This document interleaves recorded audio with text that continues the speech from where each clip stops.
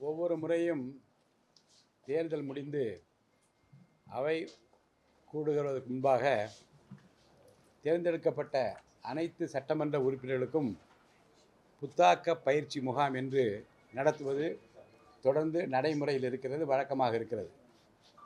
இந்த முறையும் 17வது சட்டமன்ற பேரவைக்கு தேர்ந்தெடுக்கப்பட்ட அனைத்து சட்டமன்ற உறுப்பினர்களுக்கும் வருகின்ற 16/6/2026 செவ்வாய்க்கிழமை மற்றும் 17/6/2026 புதன்கிழமை ஆகிய 2 நாட்கள் காலை 10 மணி முதல் மாலை 5:30 மணி வரை புத்தாக்க பயிற்சி சென்னை 2 வாலாஜா சாலை கலைவாணர் அரங்கம் 3வது தளத்தில் உள்ள பல்வகை கூட்டரங்கில் நடைபெற உள்ளது.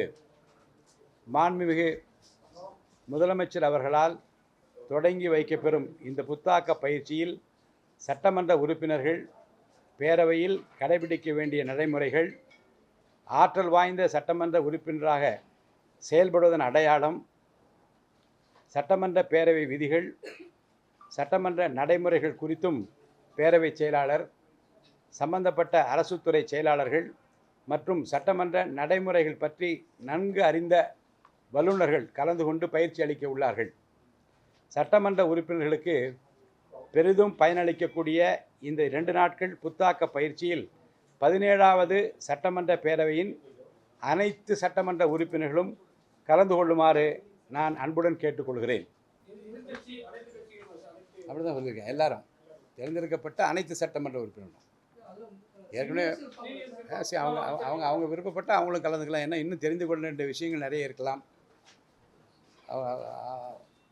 பழையவர்கள் புதியவர்கள் என்றல்ல, அனைத்து சட்டமன்ற உறுப்பினர்களுக்கும் அனைத்து கட்சியை சேர்ந்த சட்டமன்ற உறுப்பினர் இந்த அழைப்பு விடுக்கப்படுகிறது. அனைவரும் கலந்து கொள்வது பயனுள்ளதாக இருக்கும் என்று நான் கருதுகிறேன். இங்கே நம்முடைய சட்டமன்ற பேரவை அலுவலகத்தில் இருக்கக்கூடிய சீனியர் மெம்பர் செக்ரட்டரி, நான் முன்னுரை அளிக்கின்றேன். மாண்புமிகு முதலமைச்சர் அவர்கள் துவக்கி வைத்து பேச இருக்கிறார்கள். அதேபோன்று முன்னாள் செயலாளர்கள் இங்கே வந்து பேச இருக்கிறார்கள்.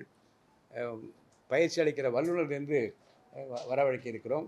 அந்த விவரங்கள் எல்லாம் சட்டமன்ற உறுப்பினருக்கு முன்கூட்டி அறிவிக்கப்படும். இப்போது அதை பற்றி எதுவும் யோசிக்கவில்லை. நீங்கள் செய்த இந்த கோரிக்கை பற்றி நான் ஆய்வு செய்கிறேன். அதான் சொல்லிட்டேனே உங்களுக்கு, இளம் முதியோர் அதெல்லாம் அந்த கருத்து அல்ல.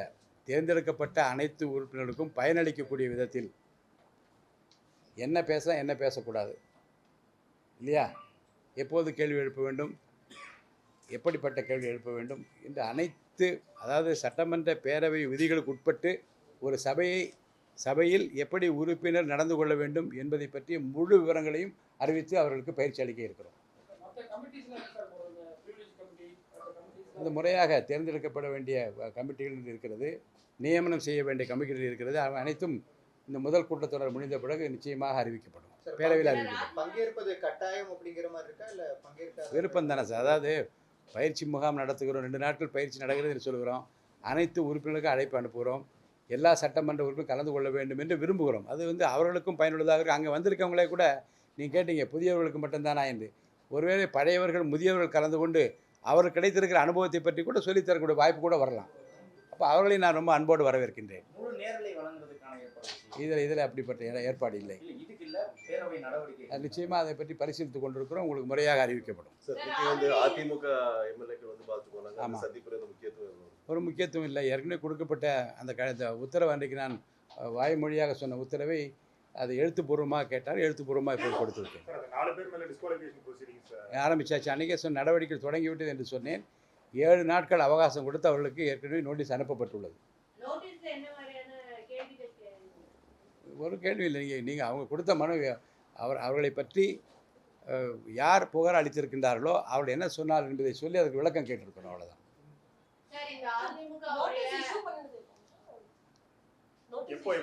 முந்த நாள் 9th அன்னைக்கு கொடுத்துருக்கோம், 9ஆம் தேதி.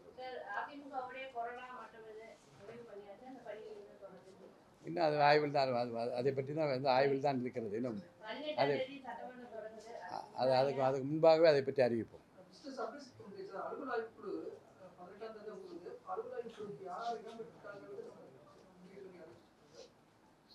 முறையாக கூட்டம் நடத்துகிற போது நீங்கள் வந்து பார்க்க போகிறீங்களா?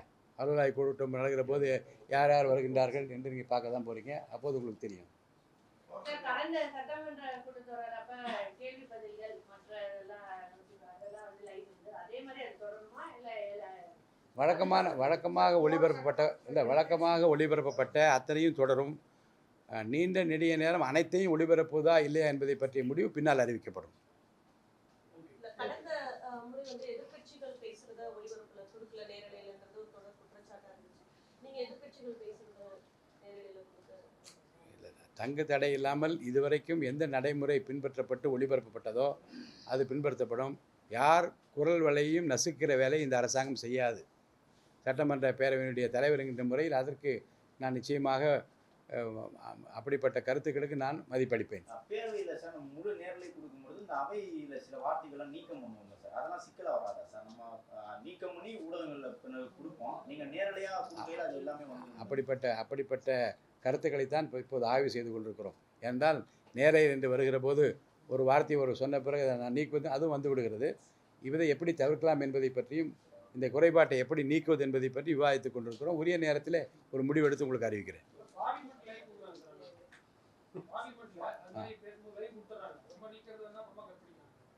இல்லை, அதை பற்றி விவாதிக்கலாம், பேசலாம்.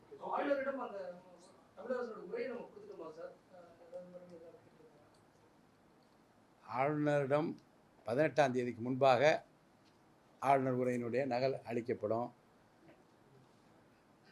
அளிக்கப்படுவதற்கு முன்பாகவே என்ன கருத்து என்பதை பற்றி நான் வந்து இப்போது விவாதிக்க முடியாது. அனைத்தும் சுமூகமாக நல்ல முறையில் நடக்கும் என்று நான் நம்புகிறேன். தேங்க்யூ சார், ரொம்ப நன்றி.